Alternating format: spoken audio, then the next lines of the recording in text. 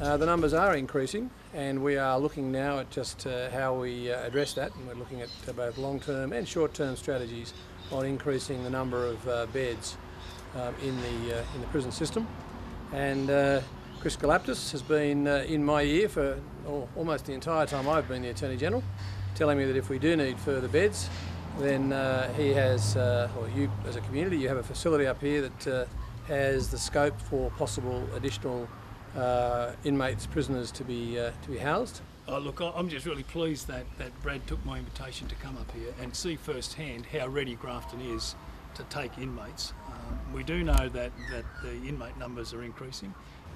So at Chris's request, I came up today. I was in the area because I did the opening today of the new Justice Precinct in Coffs Harbour, and so I've travelled up today at Chris's request to have a look and get my head around what the opportunities are for this facility in this amazing area. And today we've looked through, and yes, there is potential. It's a different scenario to a couple of years ago. The numbers are going up.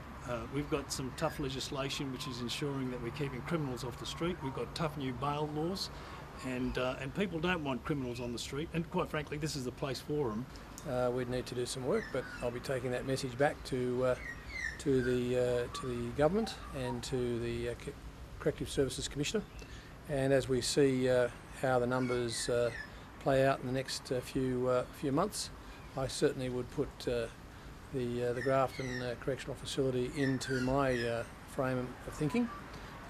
Whether or not it will become necessary, we're still uncertain, but certainly Chris's message is Grafton's a city that has a lot of potential, a lot of willing workers, and a lot of opportunity to increase the economy by having more people come into the facility. So I'm listening to that message and weighing it up. Nothing determined as yet, but certainly here today for that purpose. I'm just really thankful that Brad took the time to come here and have a look firsthand, and he can see how ready, willing and able Grafton is to house inmates. We're looking at a program of having, it's a demountable type structure, it's the design's in place, and we're looking at how we might build those, whether we might use inmates within the prison system. One of the challenges for us in not just locking people up but also making sure there's rehabilitation is finding meaningful jobs as well as educational opportunities for them. So I've instructed the department to look at what opportunities there might be to expeditiously manufacture demountable accommodation for inmates.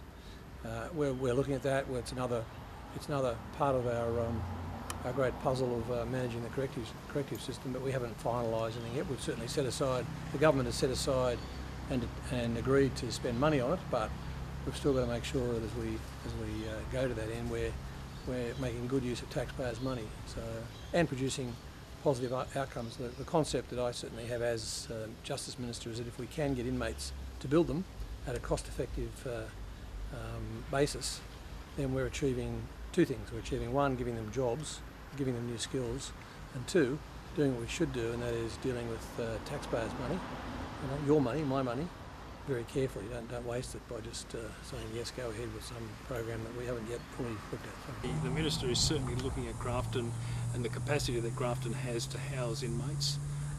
And we do know that the inmate numbers are increasing, and we do know now with a visit through Grafton that Grafton has got capacity, so it's now up to the Minister, and I'll be making sure that the Minister does give Grafton a good consideration, and I'll be expecting something positive, can I say, though I know the Minister can't say that, he's just elbowed me. But look, at the end of the day, my interests are in this community. Grafton has long been a jail town. We do accept the responsibility of housing inmates. We know what it takes. We've got the facility to do it. We've got the people that can handle it. So it just makes sense to me. Yeah, I think the community of Grafton are welcoming to all sorts of opportunities for industry generally, but this is one clear opportunity. If the pressure's on, and if there are more people who have misbehaved and have to go to jail, well, clearly Grafton is here, and Grafton, yes, it needs some work, but it's very much now being factored in, and there's opportunities that if it does happen, then what I'd like to see is I'd like to see particularly locals getting the jobs.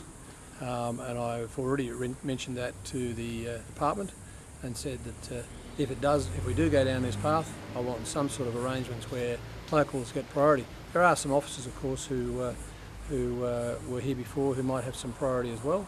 But we can work through all those issues if and when we decide that this is definitely a goer. But it's certainly looking more likely than it has for quite a while. We've had a quieter time in the last year, but certainly for a number of factors, our inmate population is increasing. Sadly, I've got to say, I mean, we'd like these people not to be in jail. On the other hand, if they commit crime, they've got to come to jail. That's the way it is. With the money that's being spent on the demountables and building those, I guess, why could that money not have been used to, say, upgrade a facility like Grafton that's already here? You've already got the groundwork, you've already got the The two aren't exclusive. We're looking at a number of measures to look at both the short term and the long term, and even those to upgrade Grafton. A lot of when the use of part of it was ceased 3 years ago, a lot of the areas were stripped of some of their usable assets. They went to other facilities, so we have to get an economic costing of what that's going to cost to reinstate those areas. And at the same time, we've also got to look through what the cost might be of getting these demountables. But they aren't exclusive of each other. They may well be conjunctive. I was going to say, why couldn't we utilise or build them here in Grafton? You know, can I tell you, Chris Gulaptus has been suggesting all that and more. Fair to say, I'm not sure I should say that my colleague drives me nuts, but he is driving me nuts, insisting that I come up here. I had no excuse once I was at Coffs, and he found out it was a do this or else, so I'm here. And I'd have to say that it's very much now in my frame of reference and looking at all those options.